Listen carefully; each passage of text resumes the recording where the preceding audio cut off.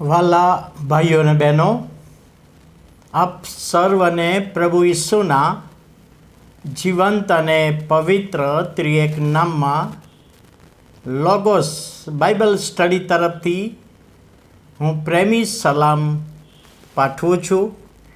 અને આજે 2025ના વર્ષનો 186મો દિવસ 5મી જુલાઈ 2025 શનિવારનો આ નવો દિવસ આપણા જીવનોમાં પ્રભુએ બતાવ્યો. માટે પ્રભુનો ખૂબ આભાર માનતા પ્રભુના નામને ધન્યવાદ આપીએ છીએ. બાઇબલ આપવાની સેવા, એક નાના માણસની બાઇબલ આપવાની સેવા ટોર્ન વેઇલ નામના પુસ્તકમાં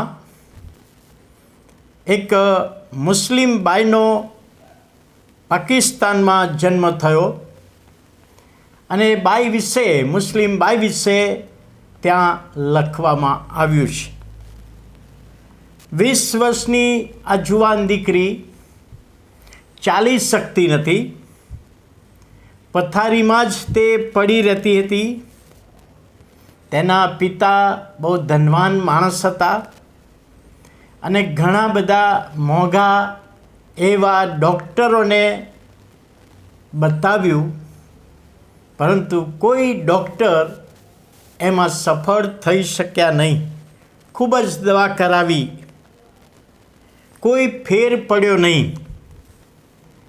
કોઈકે એમને કહ્યું કે આ દીકરીને લંડનમાં લઈ જાઓ, ત્યાં એક બહુ હોશિયાર ડૉક્ટર છે અને એની સેવા અને ટ્રીટમેન્ટ કરશે. કોઈ ઉપાય માફક નથી આવ્યો, માટે આ દીકરીના પિતા એ દીકરીને લંડન લઈ ગયા. ત્યાં પણ એ ડૉક્ટરને સફળતા મળી નહીં.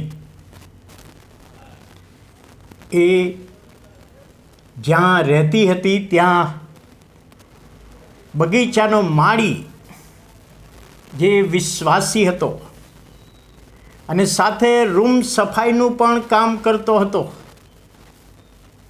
અને જે રૂમમાં આ દીકરી હતી, જેને ડૉક્ટરની કોઈ દવા અસર થઈ નથી, પોતાની પથારીમાં નિરાશા અવસ્થામાં એ પડી રહી હતી. એના મમ્મી પપ્પા એ પણ એ દવાખાનામાં બાજુની રૂમમાં હતા. અને આ માળીએ આ દીકરીને બાઇબલ વાંચવા માટે ભેટ આપી કે દીકરી, તું આ બાઇબલ વાંચ અને બાઇબલનો પ્રભુ ઈસુ એ સાજાપણું આપનાર પ્રભુ છે, એના પર તું વિશ્વાસ કર. અને ઘણી વખતે આ માળી જ્યારે રૂમ સાફ કરવા આવે ત્યારે સુવાર્તા વિશે, ઈસુના ચમત્કારો વિશે આ દીકરીને એ સમજાવતો હતો. અને પ્રભુના આત્માએ આ દીકરી સાથે કાર્ય કર્યું. એણે ઈસુ પર વિશ્વાસ કર્યો. પોતાની પથારીમાં રાત્રે ઊંઘી રહી હતી અને વહેલી સવારે 4 વાગે પ્રભુ ઈસુએ એને દર્શન આપ્યું. તેને ઊભી કરી,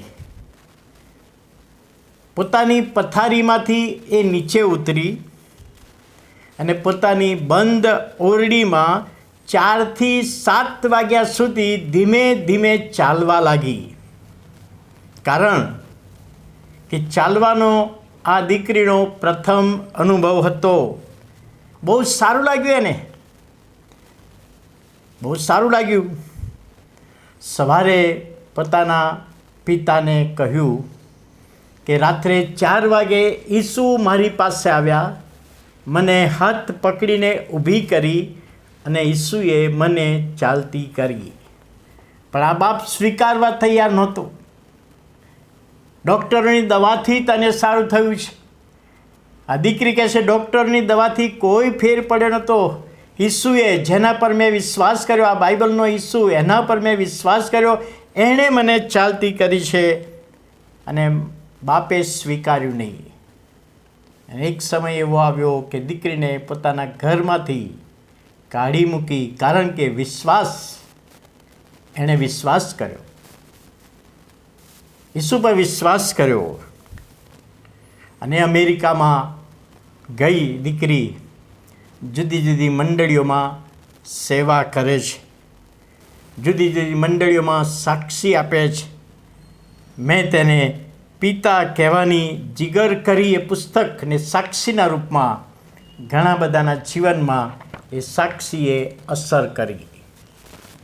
યોહાનની સુવાર્તા 9મો અધ્યાય ને 25મી કલમમાં પેલો બારતીમાય આંધળો ભિખારી એને દીકતો કર્યો, અને શાસ્ત્રીઓએ ફરોશીઓએ આજે કોઈ એનું ઇન્ટરવ્યૂ લીધું ત્યારે એક જ બાબત કહી કે હું આંધળો હતો અને હવે દેખતો થયો છું, મને ઈસુએ દેખતો કર્યો. અને વાલા ભાઈઓ અને બહેનો, આપણા જીવનમાં પ્રભુએ ઘણી બધી રીતે ચમત્કારિક રીતે આશીર્વાદિત કર્યા છે.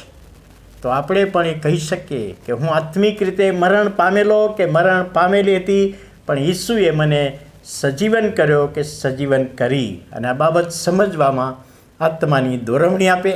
પ્રાર્થના કરીએ. વાલા પ્રભુ, અમે આભાર માનીએ છીએ, સ્તુતિ કરીએ છીએ. નવા દિવસમાં આજની સાક્ષી દ્વારા તમારો મહિમા પ્રગટ થાય એ માટે અમે સર્વ તમારા હાથોમાં સોંપાઈએ છીએ. ઈસુ પ્રભુના નામમાં સાંભળો, માન્ય કરો. આમેન.